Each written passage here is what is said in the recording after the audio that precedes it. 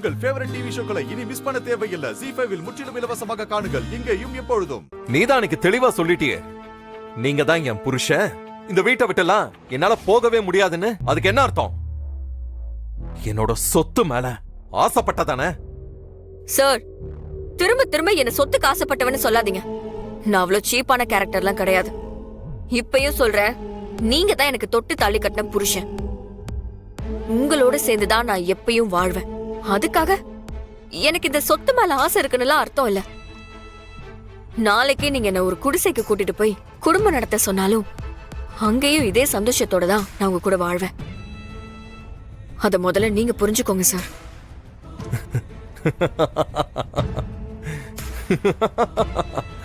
பெரிய வள்ளுவனோட வாசுகினி, இப்படியே பேசி பேசி இன்னும் எத்தனை நாள் தான் எல்லாரையும் ஏமாத்த போற? பாரு, அம்மா சொல்லிட்டாங்கிறதுனால தான் நான் அமைதியா இருந்தேன்.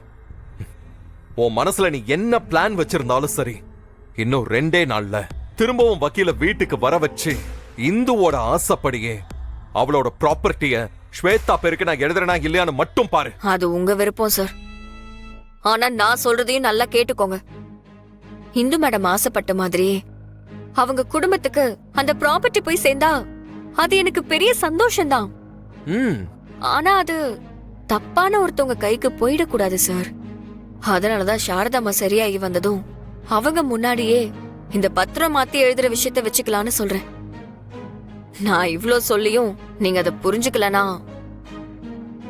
நீங்க நினைக்கிறதே பண்ணுங்க சார். எனக்கு அதுல எந்த பிரச்சனையும் இல்ல.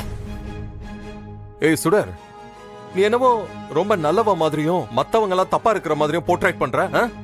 இந்த பாரு, நீ சொன்னாலும் சொல்லாட்டியும் இந்துவோட ப்ராப்பர்ட்டிய ஸ்வேதா பேருக்கு மாத்தி எழுதத்தான் போற. அத நீ எவ்வளவு பிளான் பண்ணாலும் தடுக்கவே முடியாது.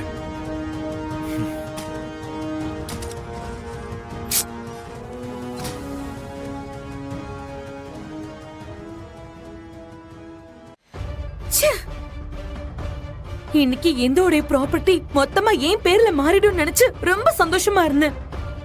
அதுக்கு சைன் பண்ண போற நேரத்துல அந்த சுடர் வந்து எல்லாத்தையும் கெடுத்து வச்சிட்டா.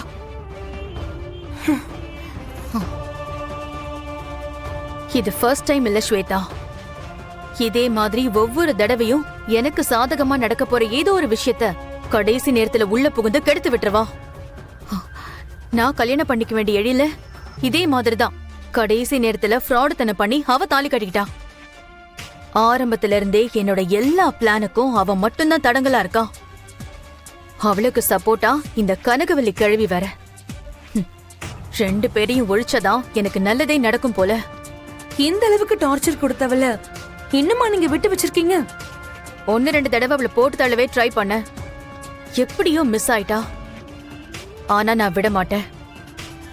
என்னைக்கா இருந்தாலும் அவ முடிவு ஏன் கையில தான்.